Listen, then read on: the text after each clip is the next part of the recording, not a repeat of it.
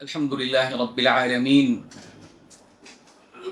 وأصلي وأسلم على أشرف الأنبياء وسيد المرسلين نبينا وحبيبنا وشفيعنا وإمامنا وقرة عيوننا محمد بن عبد الله وعلى آله وصحبه ومن سار على نهجه واستنى بسنته إلى يوم الدين ثم أما بعد. يقول الله عز وجل انما ذلكم الشيطان يخوف اولياءه فلا تخافوهم وخافون ان كنتم مؤمنين. معزز سامعین کرام، دینی و ملی بھائیوں، نوجوان دوستوں، ساتھیوں، بزرگوں،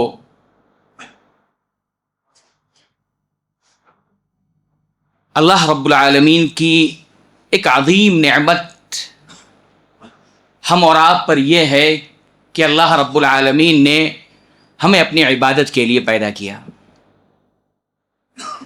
یہ عبادت انسانوں کے لیے اتنی زیادہ اہم ہے کہ اگر یہ کہا جائے تو بیجا نہ ہوگا کہ ایک انسان کو کھانے اور پینے سے زیادہ اس عبادت کی ضرورت ہے.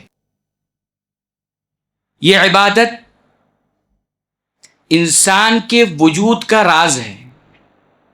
انسان کا وجود ہے تو عبادت ہے، اور عبادت ہے تو انسان کا وجود ہے.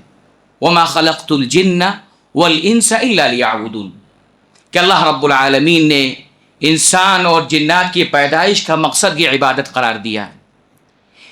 اسی طریقے سے عبادت کی اہمیت اس لیے بھی ہے کہ اسی عبادت کی وجہ سے ہمیں اور آپ کو آخرت کی نعمتیں ملیں گی، اور آخرت کی نعمتوں کے ساتھ ساتھ اسی عبادت کی وجہ سے رزق میں برکت، بدن کی قوت اور سعادت. آدمی خوشی چاہتا ہے، اطمینان چاہتا ہے، اسی عبادت کے ذریعے سے ملے گا. اسی طریقے سے اسی عبادت کے ذریعے سے انسان لوگوں کے درمیان محبوب بن سکتا ہے. آدمی چاہتا ہے کہ میں ہر ایک کے لیے محبوب ہو جاؤں، پسندیدہ ہو جاؤں، تو اس کی بھی یہی شرط ہے کہ آدمی کو عبادت گزار بننا ہوگا. اور اسی عبادت کے ذریعے سے نفس کا جو بے قابو جانور ہے اس کو لگام اسی عبادت کے ذریعے سے دی جا سکتی ہے. اگر ہم امن و امان قائم کرنا چاہتے ہیں معاشرے کے اندر، سوسائٹی کے اندر، سماج کے اندر، تو اس کا بھی یہی نسخہ ہے کہ انسان عبادت کرے. صحیح معنوں میں، حقیقی معنوں میں اگر عبادت کرتا ہے تو اسی کے ذریعے سے وہ قائم ہو سکتا ہے. عبادت کی اتنی زیادہ اہمیت ہے، تو یہ عبادت جو قائم ہو سکتی ہے اس کی 3 بنیادیں ہیں. 3 بنیادوں پر یہ انسان کی جو عبادت ہے وہ قائم رہتی ہے. پہلی چیز تو یہ کہ انسان عبادتوں کے کئی اقسام بھی ہیں. جیسے ایک عبادت ہوتی ہے انسان کی ظاہری عبادت، مثلا کوئی شخص نماز پڑھ رہا ہے، لوگ دیکھ رہے ہیں، ظاہر ہے. تلاوت قرآن کوئی کر رہا ہے، لوگ دیکھ رہے ہیں، وہ واضح چیز ہے. اس کو کہتے ہیں عبادت ظاہرہ. کچھ عبادتیں ایسی ہوتی ہیں جو باطنی ہوتی ہیں، چھپی ہوئی ہوتی ہیں، سر عبادتیں ہوتی ہیں. عبادت باطنہ، یہ عبادت باطنہ بہت ہی زیادہ اہم ہے. عبادت ظاہرہ یہ ہے کہ آدمی نے کیا، اس وقت تک اس کی عبادت میں وہ لگا رہا. لیکن کچھ عبادتیں ایسی ہوتی ہیں جو دل کی عبادتیں ہوتی ہیں، ہر حال میں وہ انسان کے ساتھ جڑی ہوئی ہوتی ہیں، لگی ہوئی ہوتی ہیں. اور ان عبادتوں میں، قلبی عبادتوں میں، دل کی عبادتوں میں سب سے اہم عبادت اور اہم عبادتوں میں سے ایک خوف الہی ہے. خوف الہی ایک عظیم عبادت ہے.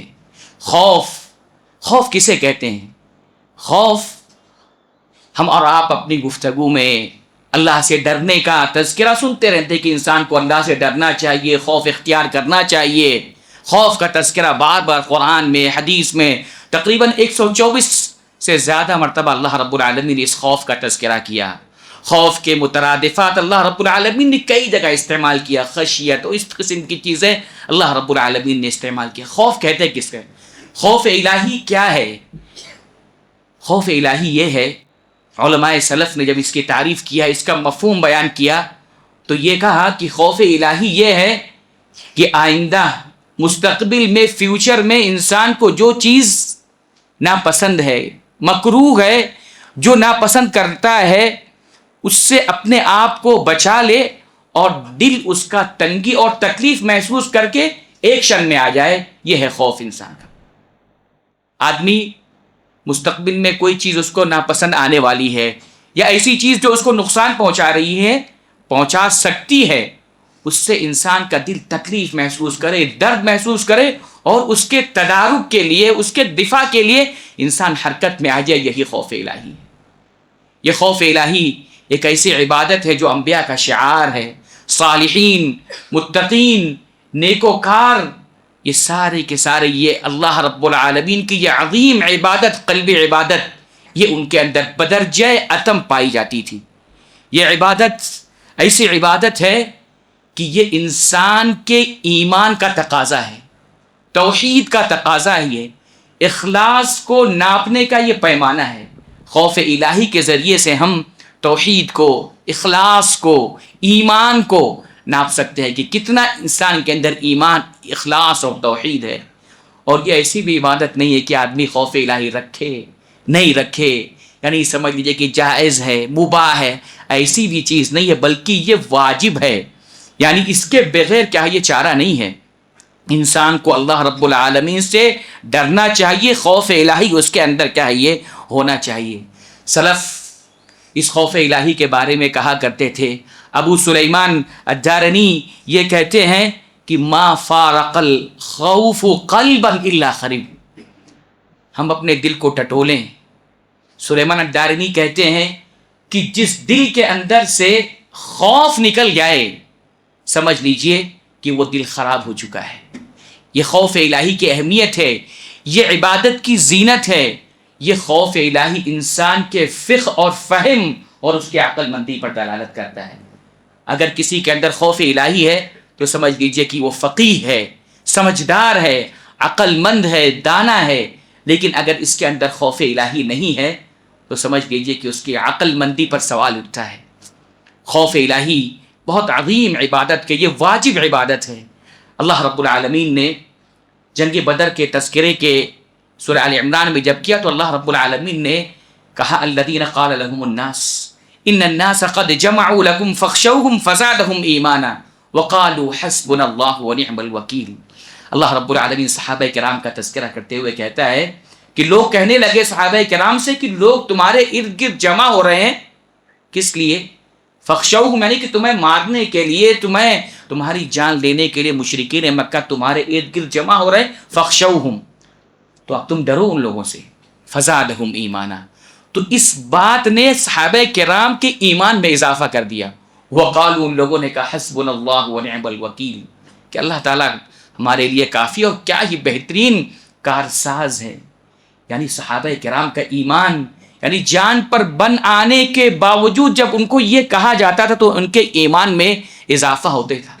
اللہ رب العالمین نے اس کا تذکرہ کرتے ہوئے آگے کہا کہ انہیں کوئی نقصان بھی نہیں پہنچا، اللہ کی نعمت اور فضل کے ساتھ وہ لوٹے. اس کے بعد اللہ رب العالمین نے کہا انما ذالکم الشیطان یخوف اولیاء، شیطان تو چاہتا ہے کہ وہ اپنے جو اولیاء ہیں ان کے ذریعے سے تمہیں ڈرائے. یخوف اولیاء فلا تخافوہم، اللہ رب العالمین کہتا ہے کہ ان لوگوں سے نہ ڈرو، شیطان کے جو دوست ہیں، جو پیروکار ہیں، ان سے تم نہ ڈرو. وخافون ان کنتم مؤمنین، اور مجھ ہی سے ڈرو اگر تم ایمان رکھتے ہو. مجھ ہی سے ڈرو اگر تم ایمان رکھتے ہو. یہ آیت یہ بتلاتی ہے کہ اگر ایمان ہے تو خوف ہونا چاہیے، اور خوف ہے تو ایمان ہونا چاہیے. وخافون ان کنتم، اللہ رب العالمین نے مشروط قرار دیا کہ اگر تم مومن ہو تو صرف مجھ ہی سے ڈرو، میرے علاوہ کسی سے نہ ڈرو. یعنی یہ عبادت، قلبی عبادت، باطنی عبادت ایسی ہے کہ اللہ کے سوا کسی اور کے لیے نہیں ہونی چاہیے. وَإِيَّايَ فَارْهَبُونَ، مجھ ہی سے ڈرو، میرے علاوہ کسی اور سے نہ ڈرو. فَلَا تَخْشَوْهُمْ وَاخْشَوْنِ إِن كُنتُم مُؤْمِنِينَ. اللہ رب العالمین ہی سے ڈرنا ہے، کسی اور سے نہیں ڈرنا ہے. آج خوف کا معاملہ دیکھا جائے، ڈر کا معاملہ دیکھا جائے تو انسان اس کے اندر بھی کہیں نہ کہیں خلل اور کمی کا شکار ہے. آج بہت سارے لوگ، بہت سے ایسے لوگ ہیں جو جس طریقے سے اللہ رب العالمین سے ڈرنے کا حق ہے، خوف الہی کا جیسا حق ہے، اس طریقے سے وہ خوف نہیں ہے، بلکہ غیر اللہ سے بھی کہیں نہ کہیں اس طریقے سے خوف ہے۔ آپ کسی شخص کے بارے میں، یا وہ شخص جس کو بڑا مانتا ہے، کسی کو ولی اور بزرگ اور اس کی شان میں غلو مبالغہ کرتے ہوئے اس کو مانتا ہے، آپ اس کے بارے میں اس کے پیر، بزرگ یا مرید یا جو خود ساختہ اس نے بنا رکھا ہے، اس کے بارے میں تھوڑی سی لب گشائی کیجئے، تھوڑا اس کی شان میں گستاخی کیجئے، وہ کیا کہے گا؟ وہ یہ کہے گا ہاں ان کو برا بھلا مت کہو، ورنہ وہ تمہیں کیا ہے، یہ نقصان پہنچا دیں گے، وہ تمہیں نقصان پہنچا دیں گے، ایسا کہنا یہ کس لیے ہے؟ گویا کہ وہ یہ کہنا چاہتا ہے کہ ڈرو، کہیں ایسا نہ ہو کہ وہ تمہیں کیا ہے، یہ نقصان پہنچا دے۔ یہ ڈر اللہ کے سوا کسی اور سے نہیں ہونا چاہیے۔ شرک اسی کے ذریعے سے انسان کے اندر کیا ہو جاتا ہے، یہ داخل ہو جاتا ہے۔ خوف، ایسا خوف یعنی کسی شخص سے ایسا ڈرنا کہ جو اس چیز کی استطاعت نہیں رکھتا، کوئی طاقت نہیں رکھتا، کوئی قدرت نہیں رکھتا، اس سے اس طریقے سے ڈرنا جس طریقے سے اللہ سے ڈرا جاتا ہے۔ یہی کیا ہے، اسی کے ذریعے سے خوف، اسی کے ذریعے سے، اسی خوف یہ انسان کی توحید کے اندر خلل واقع کرتا ہے، شرک تک کیا یہ پہنچا دیتا ہے۔ ہود علیہ السلام نے اپنی قوم کو جب دعوت دیا تو ہود علیہ السلام نے یہی کہا تھا جو آج کے لوگ کہتے ہیں کہ ہمارے معبودوں یا ہم جسے بڑا مان رہے ہیں ان کو برا بھلا مت کہو، ان نقول الا تراک بعض آلہتنا بسوء، کہ اے ہود تم ہمارے معبود کے بارے میں برا بھلا جو کہتے ہو، کہیں ایسا نہ ہو، ایسا ہو سکتا ہے کہ انہی معبودوں نے تمہیں عذاب میں کیا ہے مبتلا کر رکھا ہو، تمہیں تکلیف پہنچا رکھا ہو۔ لیکن ہود علیہ السلام نے اشہد اللہ واشہد انی بریء مما تشرکون، ہود علیہ السلام نے کہا کہ جو تم کر رہے ہو میں اس سے کیا ہوں، یہ بری ہوں۔ یہ خوف بہت پیاری عبادت ہے، یہ ایسی عبادت ہے کہ انسان کے ساتھ ہر لمحہ کیا ہے یہ لگے رہتی ہے۔ ایک عجیب حدیث جس کو امام بخاری رحمۃ اللہ علیہ نے اس حوالے سے کیا ہے بیان کیا ہے، اور صحیح مسلم میں بھی یہ حدیث کیا ہے یہ موجود ہے۔ صحابی رسول ابو ہریرہ رضی اللہ تعالی عنہ کہتے ہیں کہ اسرف رجل علی نفسہ، ایک واقعہ امام بخاری بیان کرتے ہیں کہ ایک آدمی تھا ہم سے پہلے کی امت میں، بنی اسرائیل میں، اپنے آپ پر بہت زیادہ اس نے گناہ کیا۔ فلما حضرہ الموت اوصى بنیہ فقال، جب موت کا وقت قریب آیا تو اس نے اپنے بیٹوں کو بلایا اور اس نے وصیت کی۔ اس نے کیا کہا؟ اس نے کہا کہ اذا مت فاحرقونی ثم اسحقونی ثم اذرونی فی الریح فی البحر، کہ اگر میں مر جاؤں، کوئی نیکی وغیرہ اس نے نہیں کیا تھا، کوئی بھلے کام نہیں کیا تھا، اس نے بہت گنہگار تھا، تو اس نے کہا کہ اگر میں مر جاؤں تو مجھے کیا کرنا، مجھے جلا دینا، جلانے کے بعد مجھے راکھ کر دینا، اور راکھ کرنے کے بعد سمندر کی ہواؤں کے حوالے کر دینا، یعنی میری راکھ کو بکھیر دینا، ادھر ادھر زمین میں ادھر بکھیر دینا۔ پھر اس نے کہا فواللہ لئن قدر علی ربی لیعذبنی عذابا ما عذبہ بہ احد، اللہ کی قسم اگر اللہ رب العالمین مجھے پکڑ دے گا تو مجھے ایسا عذاب دے گا کہ وہ ایسا عذاب کسی اور کو نہیں دے گا۔ اس نے یہ وصیت کیا، اس کا انتقال ہو گیا۔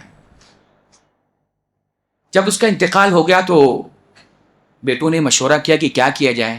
ان کے بیٹوں نے اس کی وصیت کو نافذ کر دیا کہ جس طریقے سے باپ نے کہا ہے اس طریقے سے کیا ہے، اس کو جلا دیا جائے، اس کی راکھ کو ہوا کے سپرد کر دیا جائے۔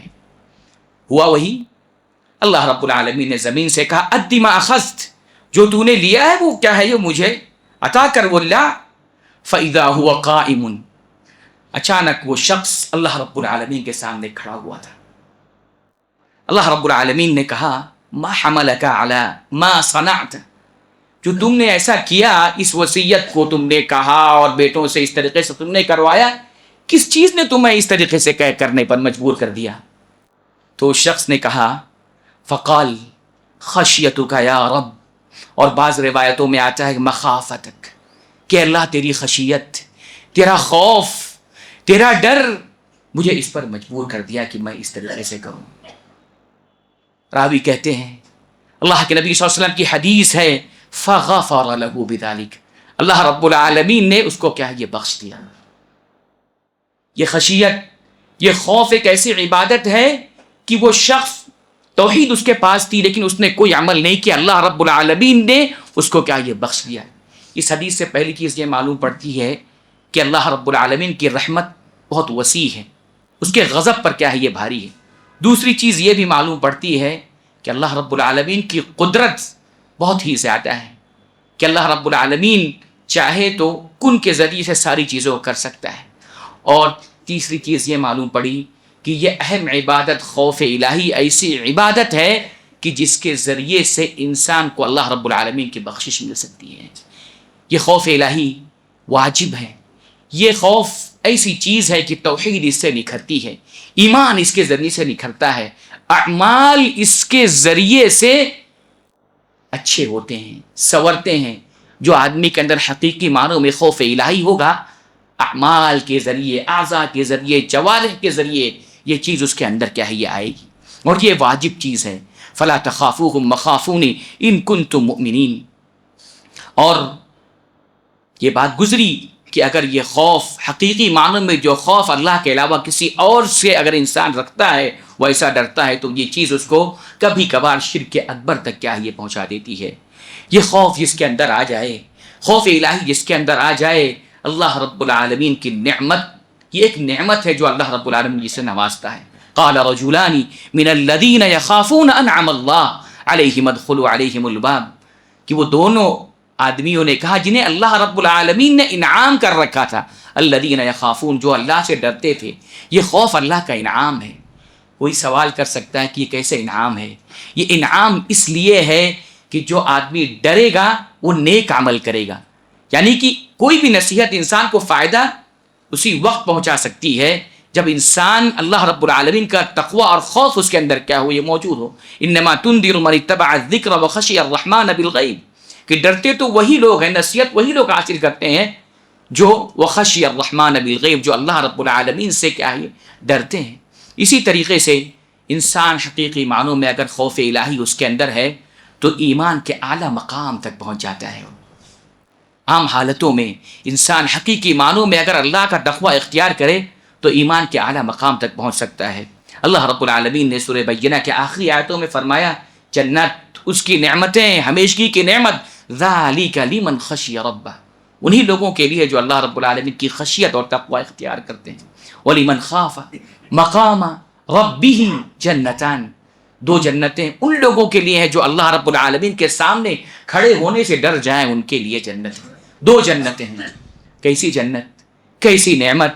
ہم اور آپ تذکرہ سنتے ہیں وَلِمَنْ خَافَ مَقَامَ رَبِّهِ جنتان، اللہ کے نبی صلی اللہ علیہ وسلم کی حدیث ہے ان فی الجنت جنتین آنیتہما وما فیہما من فضہ، کہ دو جنتوں میں سے، جنت میں جو دو باغات، جو دو محل ایسے ہوں گے کہ اس کے برتن، اس کے اندر جتنی چیزیں ہوں گی ساری کی ساری من فضہ، چاندی کی ہوں گی، اور اس کے بعد دوسری جو ہوگی وہ آنیتہما وما فیہما من ذہب، ساری کی ساری چیزیں سونے کی ہوں گی۔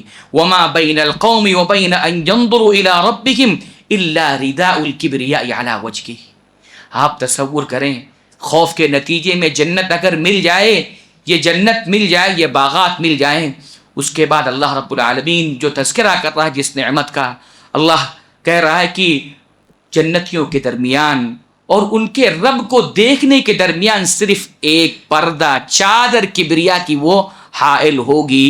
اللہ رب العالمین کے چہرے پر ایک پردہ ہوگا جنت عدن میں، یعنی جنت میں وہ پردہ ہوگا۔ اللہ رب العالمین اپنی رؤیت سے، اپنے دیدار سے ایسے جنتیوں کو کیا ہے یہ وہ نعمت اللہ رب العالمین عطا فرمائے گا۔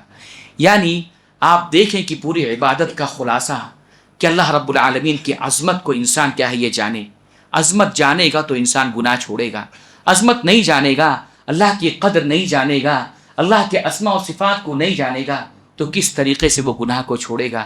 اسی عظمت کے نتیجے میں خوف الہی جب آئے گا تو وہ جنت کا بھی مستحق ہوگا، اس کی نعمتوں کا بھی مستحق ہوگا۔ یہ خوف اگر انسان کے اندر اس دنیا کے اندر ہے تو یقیناً اس کو امن اس کے بعد والی زندگی میں ملے گا۔ قالوا انا كنا قبل في اهلنا مشفقين فمن الله علينا ووقانا عذاب السموم۔ کہیں گے جنتی کہ ہم تو دنیا کے اندر اپنے اہل و عیال پر بہت ڈرتے تھے، خوف رکھتے تھے، فمن اللہ علینا، اللہ نے ہمارے لیے ہم پر احسان کیا اور ہمیں کیا ہے عذاب سے کیا ہے یہ بتلا دیا۔ اللہ رب العالمین ہمیں عذاب سے کیا ہے۔ ایک چیز یہ ہے کہ انسان اس دنیا میں جتنا چوکنا رہے گا، خوف میں رہے گا، اتنا آخرت میں امن میں رہے گا، اور یہاں جتنا بے فکر ہو کر رہے گا، جتنا بے خوفی کے عالم میں زندگی گزارے گا، اتنا زیادہ آخرت میں وہ پریشان ہوگا، وہاں وہ خوف میں مبتلا ہوگا۔ اللہ تعالیٰ دو خوف کسی کے یہاں جمع نہیں کرتا ہے۔ اگر وہ دنیا میں خوف کے عالم میں جی رہا ہے تو یقیناً آخرت میں امن کے عالم میں جیے گا، لیکن یہاں پر امن ہے، امان ہے، بے فکری ہے، اللہ کی عبادتوں کی پرواہ نہیں، حلال و حرام کی تمیز نہیں، اپنے مقصد پر نگاہ نہیں، جنت اور جنت کی فکر نہیں، اعمال صالحہ کی فکر نہیں، بے فکری کی زندگی، بے خوفی کی زندگی اگر انسان گزار رہا ہے تو آخرت میں اس کو خوف لاحق ہوگا۔ اسی طریقے سے ہم دیکھتے ہیں صحابہ کرام کو رضوان اللہ علیہم اجمعین، خود اللہ کے نبی صلی اللہ علیہ وسلم کا خوف کا کیا عالم تھا، خوف کا کیا عالم تھا۔ ابو بکر صدیق رضی اللہ تعالی عنہ کہتے ہیں قد شبت قبل المشیب یا رسول اللہ، اے اللہ کے رسول صلی اللہ علیہ وسلم آپ تو بڑھاپے سے پہلے بوڑھے لگنے لگے۔ اللہ کے نبی فرماتے ہیں شیبتنی سورۃ ہود، سورۃ الواقعہ و سورۃ المرسلات، کہ مجھے ان سورتوں نے مجھے بوڑھا کر دیا۔ سورہ ہود اس میں احوال عذاب کے، قیامتوں کے تذکرے نے مجھے بوڑھا کر دیا۔ اللہ کے رسول صلی اللہ علیہ وسلم کے خوف کا یہ عالم، اذا قام الی الصلاۃ، اللہ کے نبی صلی اللہ علیہ وسلم جب نماز کے لیے کھڑے ہوتے ہیں، آپ صلی اللہ علیہ وسلم کے سینے سے عزیز البرجل، بکا سے، رونے سے ایسی آواز آتی ہے جیسے ہنڈیاں پکتی ہے۔ یہ خوف الہی کا یہ عالم ہے۔ اللہ کے نبی صلی اللہ علیہ وسلم کے گناہ معاف ہیں، انہیں کوئی، لیکن اس کے باوجود خوف الہی کا یہ عالم ہے کہ مصلی پر کھڑے ہوتے ہیں، عزیز البرجل۔ اللہ کے نبی صلی اللہ علیہ وسلم فرماتے ہیں کہ کہ جو میں جانتا ہوں اگر تم جان لیتے لضحکتم قلیلا ولبکیتم کثیرا، تمہارا ہنسنا کم ہو جائے، تمہارے رونا زیادہ ہو جائے۔ یہ اللہ کے نبی صلی اللہ علیہ وسلم کا حال تھا، خوف الہی سے روتے تھے اللہ کے نبی صلی اللہ علیہ وسلم۔ ہم اپنے ایمان کو ڈٹولیں، اپنے ایمان کو ٹٹولیں۔ خوف الہی کا جو پیمانہ ہے، خوف الہی کتنا ہمارے اندر ہے، اس کو ٹٹولیں۔ اللہ کے نبی صلی اللہ علیہ وسلم کے تربیت یافتہ صحابی خلیفہ راشد ابو بکر صدیق رضی اللہ تعالی عنہ، عشرہ مبشرہ بالجنہ، ان میں سے ہیں، جنت کی خوشخبری مل گئی ہے۔ اس کے بعد ان کا یہ عالم ہے، وہ یہ کہتے ہیں، دیکھتے ہیں اس کو، ایک پرندے کو دیکھتے ہیں اور کہتے ہیں طوبی لک یا طائر، کیا ہی تیری زندگی ہے اے پرندے، تیری کیا ہی خوش قسمتی ہے، تأکل الثمر وتقع علی الشجر، پھل کھاتا ہے اور اس کے بعد تقع علی الشجر، درختوں پر بیٹھتا ہے۔ اس کے بعد کہتے ہیں لوددت انی ثمرۃ ینقلها الطیر، کاش میں چاہتا ہوں کہ میں ایک پھل ہوتا جس پر پرندے آتے اور اس کو کھانے لگتے، حساب اور کتاب نہ ہوتا میرا۔ خوف کا یہ عالم کہ وہ ابو بکر صدیق رضی اللہ تعالیٰ عنہ کہتے ہیں کہ کاش کہ میں پرندہ ہوتا، کاش کہ میں درخت ہوتا، پھل ہوتا کہ لوگ پرندے کھاتے اور میرا کوئی حساب اور کتاب نہیں ہوتا۔ خوف الہی میرے بھائیوں بہت عظیم نعمت ہے، بہت بڑی نعمت ہے۔ یہ آئے گی کیسے؟ خوف الہی انسان کے اندر آئے گا کیسے؟ سب سے پہلی چیز تو انسان کو قرآن پر غور و فکر کرنا چاہیے۔ یوم تجد کل نفس ما عملت من خیر محضرا، ہر نفس جو کچھ اس نے عمل کیا اللہ کے سامنے دیکھ لے گا۔ انسان چاہے گا کہ اس کے درمیان دوری کر دی جائے، اس کے اعمال کے درمیان۔ وَيُحَذِّرُكُمُ اللَّهُ نَفْسَهُ، اللہ تعالیٰ تمہارے نفس سے، تم لوگوں کے نفس سے اللہ رب العالمین تمہیں ڈراتا ہے۔ اپنے آپ سے ڈرو، اس نفس کے دھوکے سے، اس نفس کے ورغلانے سے تمہیں بچو، سب سے پہلی چیز۔ دوسری چیز جس کے ذریعے سے ہمیں یہ آ سکتا ہے خوف الہی، وہ یہ ہے کہ انسان اپنی موت کو یاد کرے۔ موت کو یاد کرے، اس لیے کہ موت ایک ایسی چیز ہے کہ جو برحق ہے۔ وجاءت سکرۃ الموت بالحق ذلک ما کنت منہ تحید، کہ موت، سکرات موت، اس کا آنا کیا ہے، یہ برحق ہے۔